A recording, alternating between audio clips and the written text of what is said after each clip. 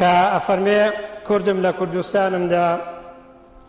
لە زێدی باپیرانمدا لە ناو دۆست و یارانمدا شادیمە بۆ هاتنە دنیای پێغەمبەرم چاوساغ و ڕێ نیشاندەرم خاوەن میهری گەرم و نەرم گەنجینەی پڕ لە گەوهەرم کە دەستی ڕێزی ناسەرم لە سایەی خواوە ڕێی بەختیاری هەردوو دنیای خستە بەرم کە مناڵ بوو بێباب بێداک بێلانە بوو تاقانە بوو فرمێسکی چاوی دانە بوو لای ئەو ماڵە خزمانە بوو کاتێ لاو بوو پەروانە بوو لای هەمووان جێی متمانە بوو کە وەحی هات بە نوێنەری پەیامی ئەو ئاسمانە بوو دوایین ئەڵقەی ڕشتەی پێغەمبەرانە بوو مامۆستای ئەو یارانە بوو پۆشاکی هەژارانە بوو ژیانی هەمووی وانە بوو دژی بیری ئەفسانە بوو دۆستی خزم و بێگانە بوو ڕزگارکەری ئێمەی کورد و ئەم خاکی کوردستانە بوو ئیقڕا یەکەم پەیدی قورئان چارەسەری نەزانی بوو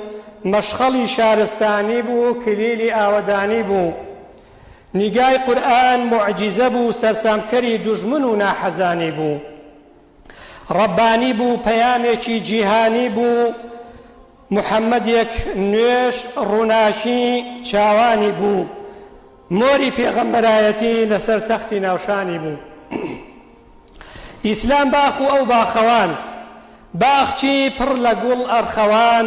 سەعد و سەعید حەمزە و ئەوان بیلال کاوان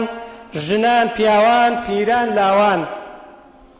فیدایان کرد ڕۆحی ڕەوان وای لە ئێمە و وای لە ئەوان خۆشی سادە هەروەک ئەوان بێدەرگاوان بێپاسەوان لە جێی پۆست و موچەی چەور مژدەی بەهەشتی دابەوان ئەی پێغەمبەر شای خەڵاتم خۆم لێرەم بەدڵ لەلاتم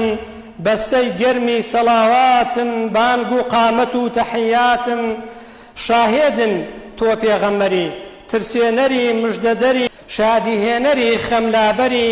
دارێکی خاوەن سێبەری پڕ لەبەری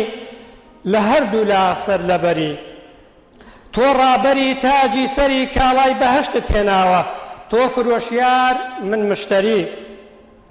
ئەی دەلیلی بەختەوەری نێراوی بۆ ئادەمی و پەری کە پێیان وتی ئەبتەری خوا فەرمووی نا خەڵاتکراوی کەوسەری خوا جبریلی ناردە سەری تا کێ سڵاواتی لێ بدا خوا سڵاوات بدا لەسەری کاپتنی کەشتی نەجاتی لە تۆفانی دەردەسەری هەرکەس نێتە ئەو کەشتیە خاک بەسەری خاک بەسەری